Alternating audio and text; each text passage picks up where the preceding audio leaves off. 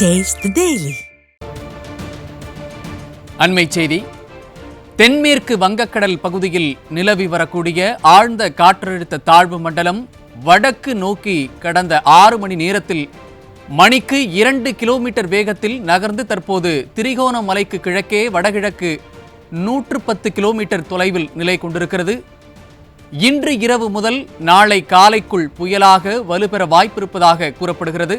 அதன் விவரங்களை வழங்குவதற்காக நமது செய்தியாளர் ராகினி இணைந்திருக்கிறார். அவரிடம் கேட்கலாம். வணக்கம் ராகினி, புயல் குறித்து வானிலை ஆய்வு மையம் என்ன தெரிவித்திருக்கிறது? விவரங்கள்.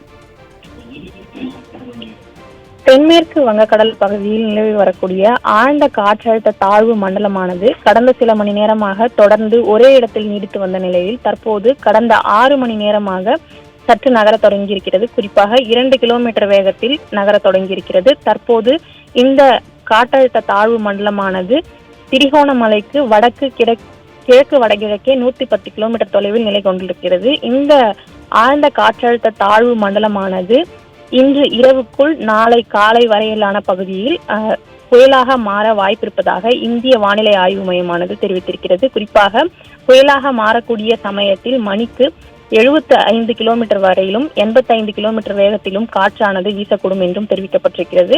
குறிப்பாக 30ஆம் தேதி வட தமிழ்நாடு புதுச்சேரி கடற்பகுதியில் காரைக்கால் மாமல்லபுரம் இடையே ஆழ்ந்த காற்றழுத்த தாழ்வு மண்டலமாக கரையை கடக்கக்கூடும் என்றும் அப்போது மணிக்கு 50 முதல் 60 கிலோமீட்டர் வேகத்திலும் அவ்வப்போது 70 கிலோமீட்டர் வேகத்திலும் காற்று வீசக்கூடும் என்றும் தெரிவிக்கப்பட்டிருக்கிறது. இந்த ஆழ்ந்த காற்றழுத்த தாழ்வு மண்டலமானது கடந்த சனிக்கிழமை குறைந்த காற்றழுத்த தாழ்வு பகுதியாக உருவானது. இந்த நிலையில் நேற்று புயலாக மாறக்கூடும் என்று எதிர்பார்க்கப்பட்ட நிலையில் தொடர்ந்து இந்த புயலாக உருவாகும் காலமானது தள்ளிக்கொண்டே போயிருக்கிறது. குறிப்பாக இன்று ஆழ்ந்த காற்றழுத்த தாழ்வு மண்டலமானது இன்று இரவு முதல் நாளை காலை வரையிலான காலகட்டத்தில் புயலாக மாறுவதற்கான வாய்ப்பு இருப்பதாக இந்திய வானிலை ஆய்வு மையமானது தெரிவித்திருக்கிறது. இதன் காரணமாக தமிழ்நாட்டில் வருகிற 28ஆம் தேதி அதாவது இன்று மழைக்கு வாய்ப்பிருப்பதாகவும் இந்திய வானிலை ஆய்வு மையமானது தெரிவித்திருக்கிறது. சையத், வானிலை குறித்த தங்களுடைய விவரங்களுக்கு நன்றி ராகினி.